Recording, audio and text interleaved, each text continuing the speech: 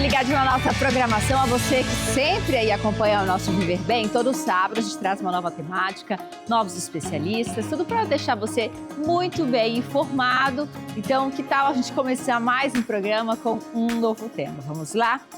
Olha, hoje a gente vai falar sobre algo aí bem bacana, bem curioso, porque durante muito tempo a cannabis esteve associada a estigmas e polêmicas.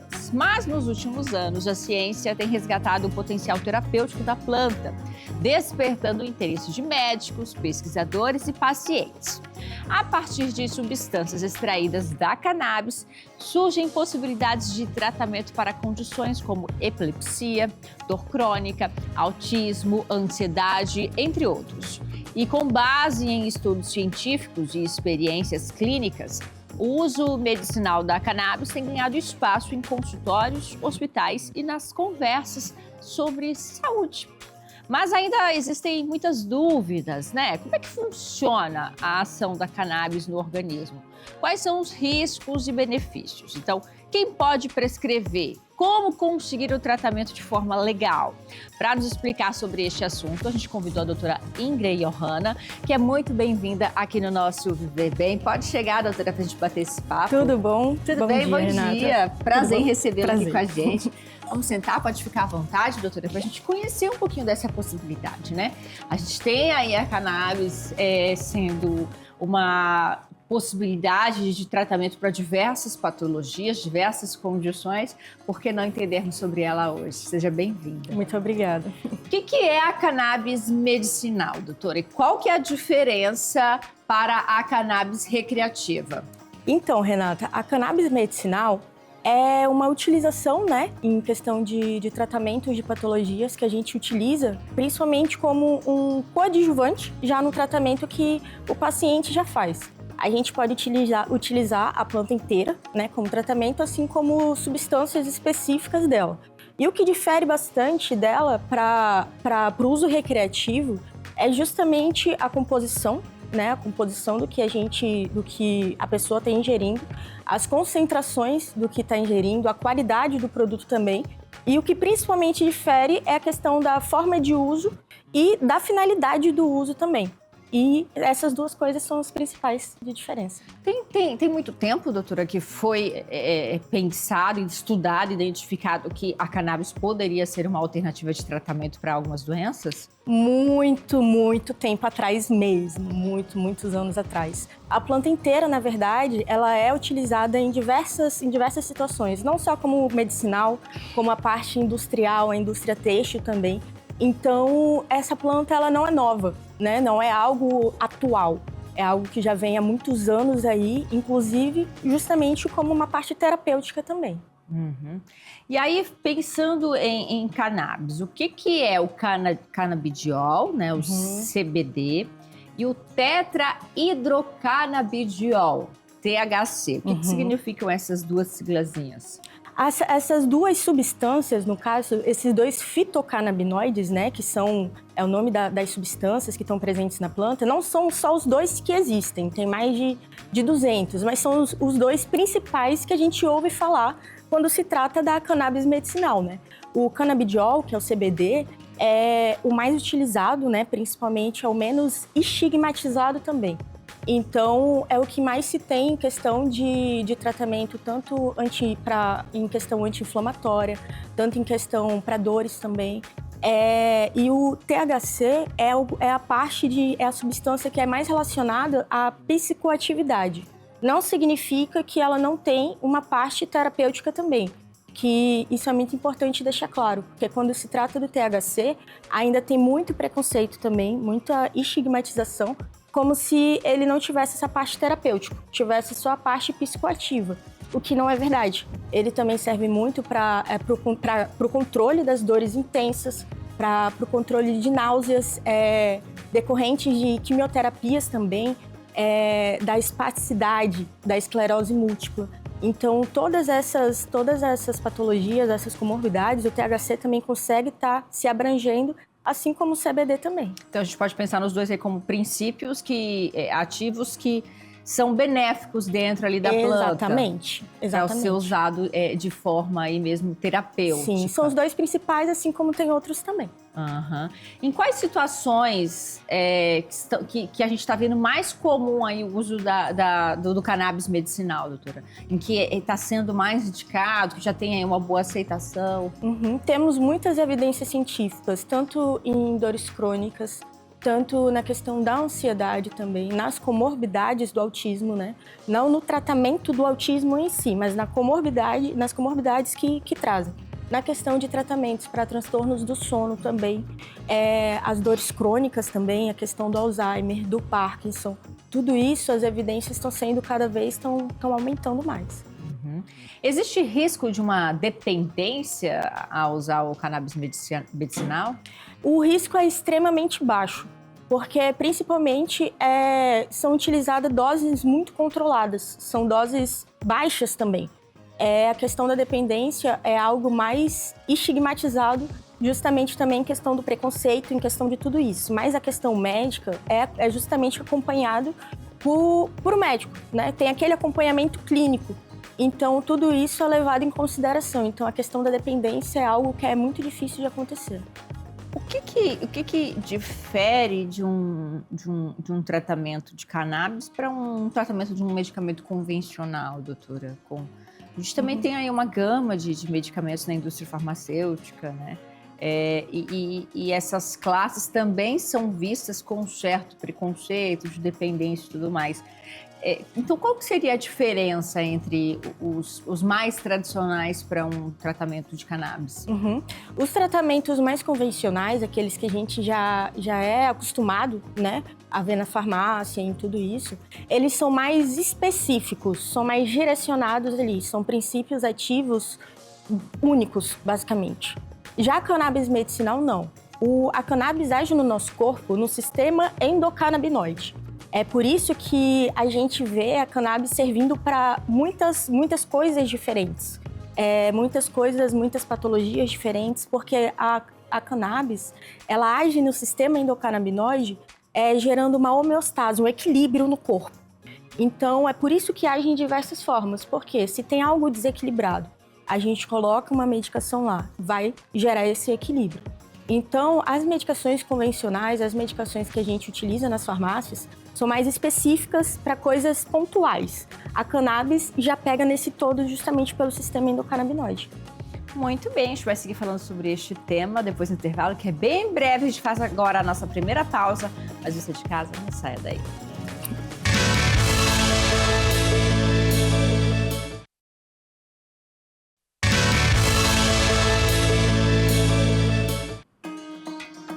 Cannabis medicinal, temática do nosso programa de hoje, que recebe a doutora Ingrid Johanna, que está nos ajudando a entender um pouquinho sobre essa possibilidade de tratamento, sobre tudo que a gente tem aí de evidência científica, quais são as patologias, como que é indicado, quem pode fazer uso desse tipo de tratamento, como obter esse tipo de medicamento de forma legal. Doutora, o canabidiol, ele causa efeitos psicoativos? O canabidiol, no caso CBD, não. Ele não é responsável pelos efeitos psicoativos. Ele é mais responsável pela parte anti-inflamatória, pela parte de questão das dores também. A parte que é mais relacionada à parte de psicoatividade já é o outro composto, que seria o THC. Então, a diferença seria a forma como que eu trabalho os princípios ativos, a extração. É aí que está o segredo da diferença? Também, porque principalmente os óleos, né, que é o que mais a gente trabalha em questão da cannabis medicinal, eles são compostos também, justamente como a gente tem diversos fitocannabinoides, no caso o CBD, o THC, temos o CBN, o CBG e diversos outros, eles servem para coisas diversas. Então a gente também tem que saber trabalhar com isso, saber trabalhar com essas combinações, saber o que a gente quer de objetivo no tratamento com o paciente, para a gente poder trazer as substâncias. Como é que é feito o processo de prescrição de cannabis no Brasil? Quem é o médico que pode prescrever o cannabis? Como que esse paciente vai ter acesso a esse medicamento? Para poder fazer a utilização da cannabis, primeiramente você tem que passar por uma consulta médica, né? E o paciente vai ser avaliado se realmente ele necessita do tratamento, se cabe o tratamento para o paciente, porque cada paciente é único, cada patologia é única, cada situação é única. Então, todo tratamento tem que ser individualizado e direcionado para o paciente. E isso a gente consegue a partir da consulta. Não é simplesmente o paciente pesquisou por conta própria, né? E simplesmente quer. A gente precisa ter essa troca, precisa explicar para o paciente como realmente funciona e as expectativas que a gente tem com o tratamento, e assim a gente consegue dar continuidade. Uhum. Que especialistas estão trabalhando normalmente com esse tipo de medicamento, doutora? Tem os especialistas em dor, os médicos da dor. Eu trabalho, no caso, né, na clínica em dor, mais especificamente. Uhum. Mas utilizo também a prescrição da cannabis medicinal também para outras comorbidades, para outras patologias, além da dor crônica, no caso. Também tem neurologistas que também utilizam da cannabis medicinal. Também tem anestesiologistas que também fazem uso. E aí são diversos especialistas que também utilizam dentro das suas próprias especialidades. Aí eu passei por uma consulta, apresentei ali todos os meus problemas, foram feitos exames, chegamos a um consenso, meu médico e eu, que um tratamento recomendado vai ser o tratamento de cannabis. Uhum. Tô com a consulta em mãos. E aí, doutora? Eu vou numa farmácia, que processo eu vou fazer para poder utilizar esse medicamento a meu favor? Você pode lançar mão, digamos assim, de 3 meios. No caso, que é a forma que a gente também apresenta para o paciente, dar essas opções, né, para ele escolher o que cabe melhor para ele também. Pode ser feito por meio de importação, né, importação da medicação que vem de fora, e isso necessita da autorização da Anvisa. Pode ser comprado em farmácias também, só que a diferença de ser das farmácias é porque os princípios, as composições, os compostos são muito mais restritos. Os produtos importados têm uma variedade maior, tanto de concentração, tanto de fitocannabinoides presentes, então a gente também consegue trabalhar maior com isso. E a terceira possibilidade também, né, do paciente conseguir, seria por meio de associações sem fins lucrativos, que tem diversas pelo país e são mais acessíveis na parte financeira, tem uma razão mais social. Geralmente são compostas ou por familiares ou por amigos que necessitaram disso na própria família, enfim, e acabaram tendo essa junção, né, das pessoas que acabaram criando uma associação que ajuda outras pessoas também. Hoje aqui em Porto Velho, eu consigo fazer essa compra? Consegue por meio de farmácias. Aqui em Porto Velho a gente não tem ainda associações, mas também pode ser feito por meio das importações. Uhum. Já é liberada no SUS, doutora, ou não? O SUS é uma questão mais complicada, porque temos sim projetos em andamento, né, em questão do SUS, porém ainda continua sendo de difícil acesso, continua sendo mais complicado. Então as pessoas costumam ter mais acesso em questão tanto do âmbito privado ou de forma jurídica, acaba sendo mais fácil de conseguir do que realmente por meio do SUS. E nos planos de saúde, doutora, sabe me dizer se há alguma discussão entre a Agência Nacional de Saúde, de incluir no rol de atendimentos, de acesso? Como é que a gente está aí nesse sentido das políticas públicas? Nas questões de planos de saúde, acaba sendo mais complicado ainda, porque justamente envolve ainda essas outras coisas, inclusive a própria estigmatização também. Então, porque a questão como a cannabis, ela age, digamos, no papel, digamos assim, substituindo outras medicações, e se envolve outras questões públicas também, outros interesses, digamos assim.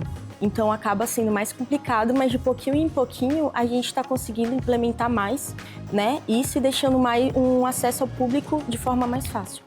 Você comentou que nas vendas, nos produtos importados, a gente tem aí visto mais qualidade, mais potencial, né? Por conta da gama de princípios que podem ser trabalhados. Então, num comparativo entre os importados e os nacionais, estão melhores, significa que as políticas públicas também avançaram mais em outros países, né, para essa discussão. Exatamente. Isso, na verdade, por conta justamente da marginalização e da criminalização da questão da cannabis em si.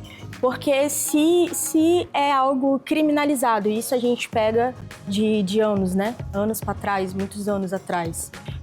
se algo criminalizado, a questão das pesquisas científicas acabam sendo bem mais dificultosas. Isso não significa que não existiam já evidências científicas antes, há muito tempo já existe.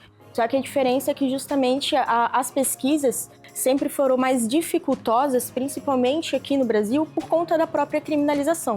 Então agora que não tem mais isso, digamos, os pesquisadores, os médicos, enfim, já tem uma possibilidade maior de conseguir fazer essas pesquisas, a gente vem tendo mais ainda evidências e fortalecendo mais ainda esse braço de tratamento que a gente consegue estar trazendo.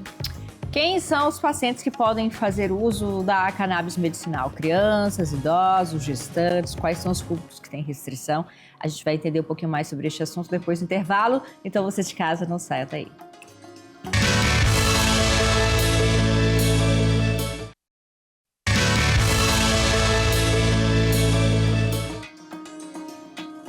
Muito bem, estamos de volta com o nosso programa hoje, entendendo um pouquinho sobre a cannabis medicinal, quais são os benefícios, quem pode fazer uso deste tipo de medicamento, para quais patologias ele costuma ser indicado. E quem está conversando com a gente sobre este tema é a doutora Ingra Johanna, que é médica, que faz aí todo um trabalho de tratamentos associados à cannabis, estudou bastante para poder esclarecer essa temática aqui para a gente hoje. Doutora, e quem é o público que pode fazer uso? Crianças podem? Idosos podem? Gestantes podem? Podem sim.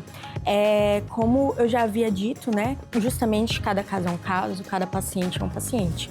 Então a gente sempre tem que levar em conta toda a história pregressa do paciente, tudo que ele traz pra gente, se já tem medicação em uso. Crianças podem utilizar sim, assim como o próprio autismo, né? O próprio TEA é uma patologia, um transtorno, na verdade, né?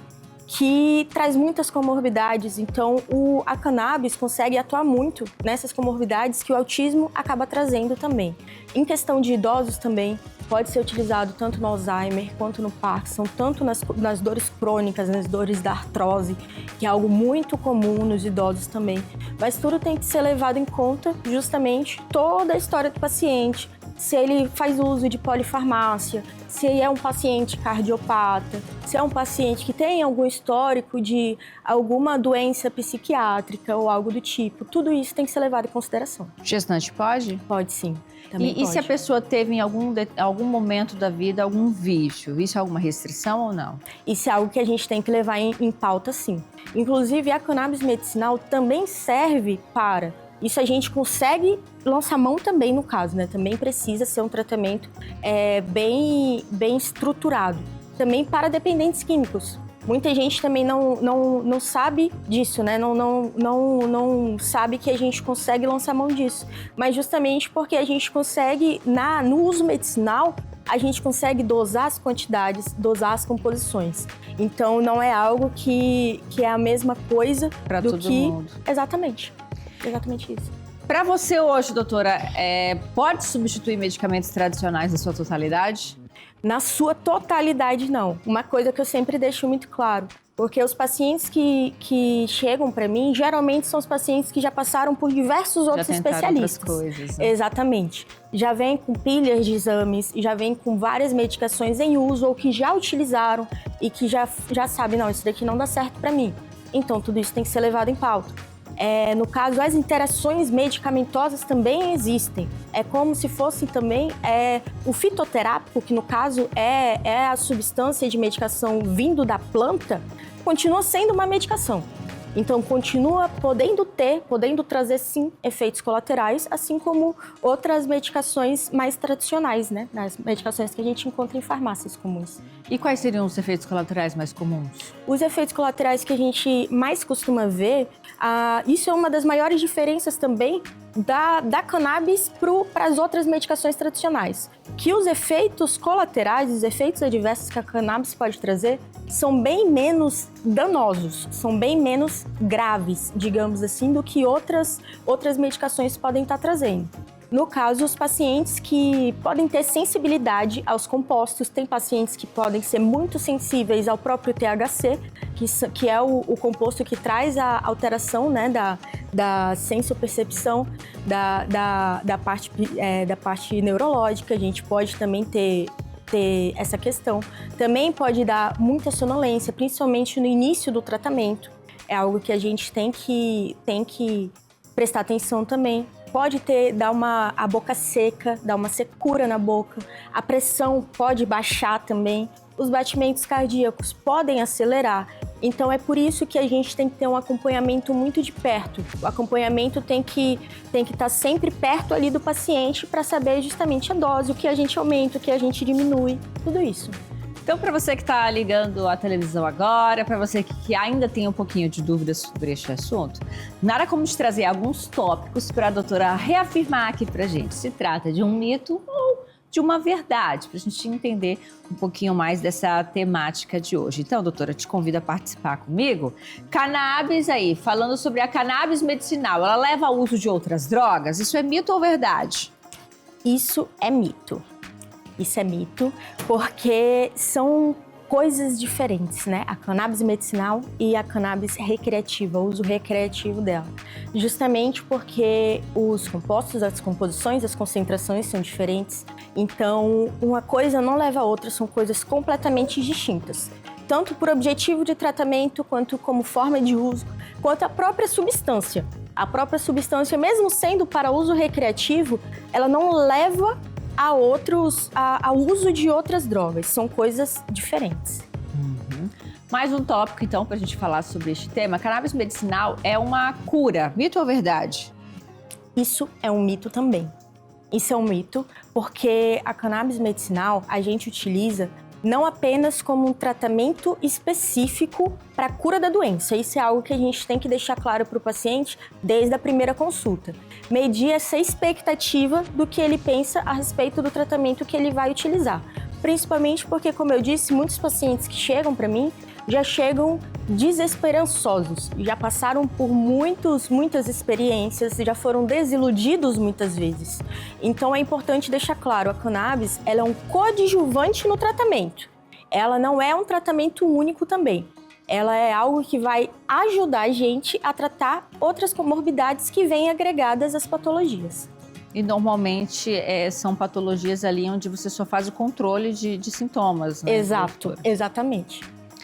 Mais um tópico, então, sobre a nossa temática. Toda a cannabis medicinal tem THC, mito ou verdade? Isso também é mito.